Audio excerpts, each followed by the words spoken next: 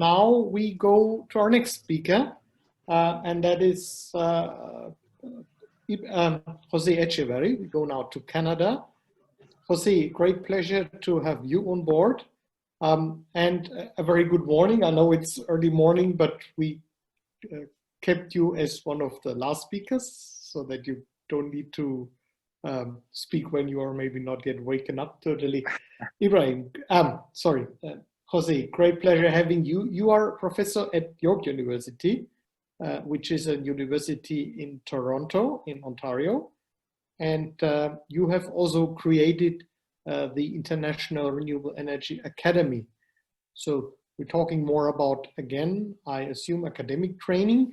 We look forward to hearing from you and your academies and universities' activities in training and education. Thank you, Stefan. Good morning, everybody. Good day or good evening, wherever you may be. Can you hear me okay? Yes. Very good, very good. Thank you very much. So it is a pleasure to be here and to see so many of my good friends, some of you that I haven't seen in so many years. It's a pleasure. I send blessings to all of you. And the key thing that I want to say to you is in these difficult times, make sure to stay strong, positive, and let's keep advancing renewable energy to benefit the human race. The climate crisis is much bigger than the pandemic crisis. So let's stay focused on solving the climate crisis. But right now, let's stay healthy to be able to do that as well. So my name is Jose Etcheverry. I work at York University, which is one of the biggest universities in Canada. It's a public university, and I wanted to share with you that what's very important about the university right now is that we just adopted a new academic plan for the years 2020 to 2025. This plan means that everything we do in the university now it's focused on the United Nations Sustainable Development Goals. I think we're one of the first universities in Canada, if not in the world, to have a 5-year plan focused on satisfying the United Nations Sustainable Development Goals at the local level. I'll give you an example on how we're doing that. We have adopted in the Board of Governors a policy for local procurement. As many of you may know, the United Nations Sustainable Development Goal #1, it's to end poverty. So that measure was taken to ensure that there can be local employment, local economic activity.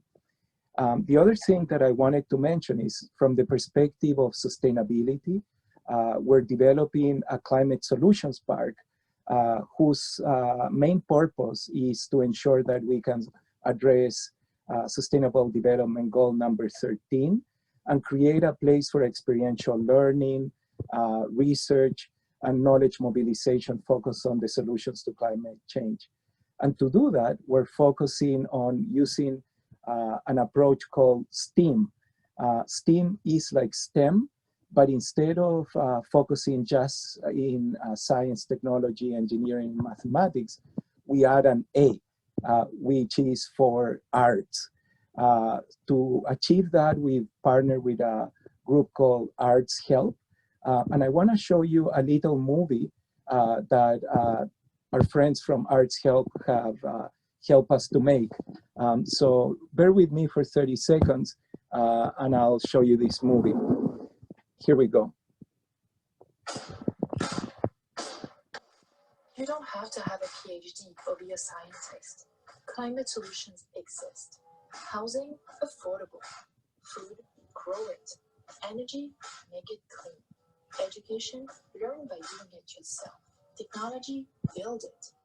Ride, charge it. Art, love it. Where? Climate Solutions Park. Where you come, learn, enjoy, take it home, pass it on.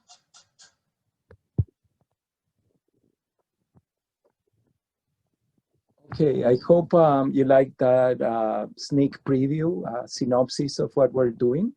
And now I want to end by providing you an example of how we have to pivot to ensure that we can continue to provide educational experiences during these pandemic times. So all of us that are educators have to pivot. And I want to show you how we are pivoting. And this is a very micro level example of something that a lot of you are doing right now. And I wanted to end my presentation with this example so you can actually see how we're doing things and hopefully get some ideas for your own work in these things. So if you give me 30 seconds again, I will show you this short movie, and I'll end with that. This movie is last week's class in my class on renewable energy, which is a class that it's offered for undergraduate students, master's and PhD students, and also for professional development. We have a First Nations liaison officer that help us connect with First Nations so we can actually honor the traditions of First Nations. And we have to do things now digital, but we also do it physically using COVID safety protocols. So the lesson that you're gonna see right now was broadcast in an asynchronous manner. And it basically tells a story of how at York University, we can get rid of our polluting energy sources, which are based mostly on fossil fuels at the moment, by using, in this specific case, solar energy. So it's a short video that was shown before we started the class so the students could see this. So if you bear with me, I'm gonna show you that so you can see how we're doing these things.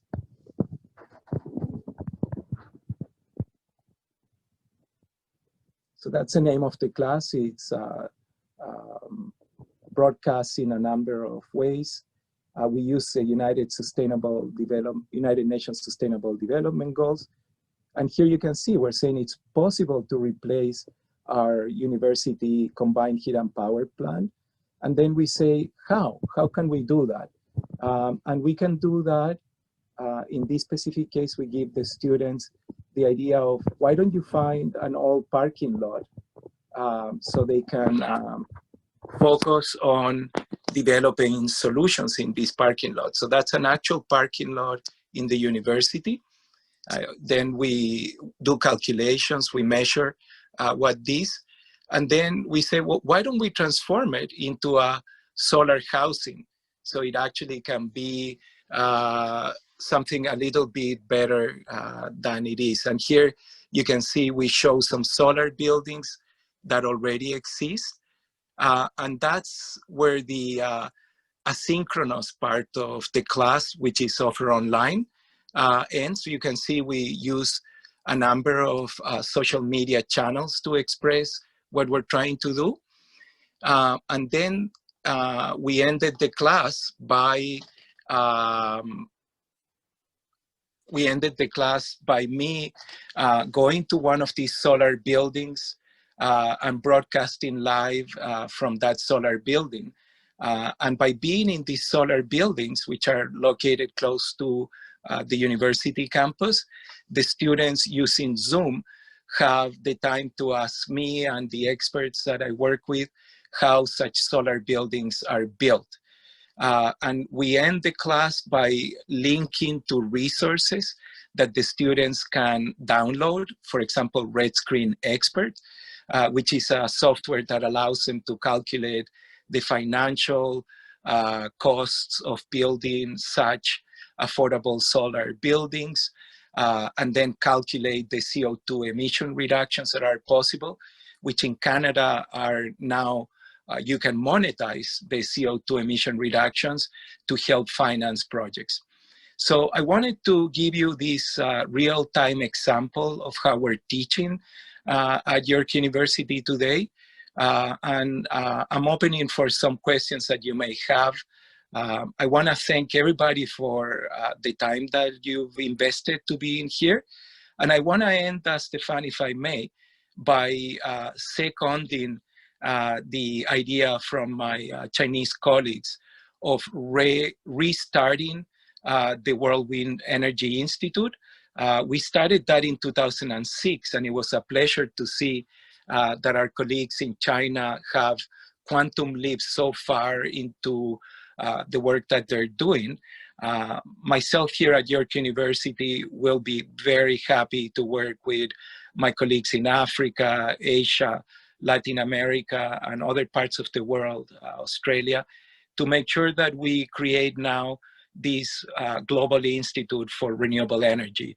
And us here at York University would be very happy to be your North American partner. And I'm happy to open conversations on how we can make that dream into a pragmatic reality. The time has come now to regroup and to ensure that we can have a new strategy on a post-pandemic world where we train the leaders of the present to ensure that we can take over the energy systems of the world with renewable energy in general and specifically with wind power. Thank you very much, Stefan, and to my colleagues for your time. Excellent. Thanks so much, Jose. And I think I'm sure what you do with your students must be very inspiring, and you do great work really that's more important, I think, than anything else. Educate the people so that they know what renewable energy can deliver. Now, as you had this concrete remark, and I would just like to ask Osman Bencik to make some comments here on that offer also to collaborate, because Osman, I know you've been thinking a lot about how we can indeed have such a network, or more than a network, something that really can work internationally. Osman, are you with us, and would you like to say a few words? Yes, I do, thank you. Do you hear me? Yes. Yeah. Mm-hmm. Thank you very much. It's very, very much interesting, and I was quite happy to see all my friends from Canada, from Africa, etc. So it is exactly what I thought and what I believe in. There are too many spread initiatives, wonderful initiatives. What we have heard today is just fantastic and encouraging. And our objective, it's exactly what Jose was saying, is to see how to create a synergy among all these ongoing initiatives and how to share this experience that's taken here and there. And I fully agree. If we would like to have or to tackle global issues, we have to get global initiatives. This is the aim of what we are trying to set. And we will certainly get back to you later on, maybe on a bilateral way, or see how we can, modalities to do so, and see how to can move ahead. But technical issues is good, but what I do believe that we cannot afford not involving also the policymakers, because we need to be backstopped by also political decisions. So thank you very much for sharing with us this wonderful and very exciting experiences. I do believe that after this webinar, I will have certainly to debrief with Stefan and see how we can make it right away. After that, to follow it up and certainly get back to you and move ahead. If things goes well, we will certainly in the coming year make it, let's say, worldwide known initiative, but with your help certainly.